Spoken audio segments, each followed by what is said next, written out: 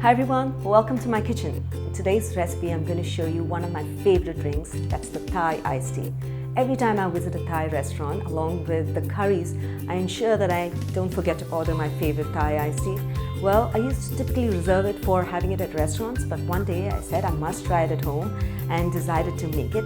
And so today I'm going to show you how to make this Thai iced tea that's going to be made with Bodh Second Flush Black Tea, and along with some coconut milk, a little bit of sugar and vanilla.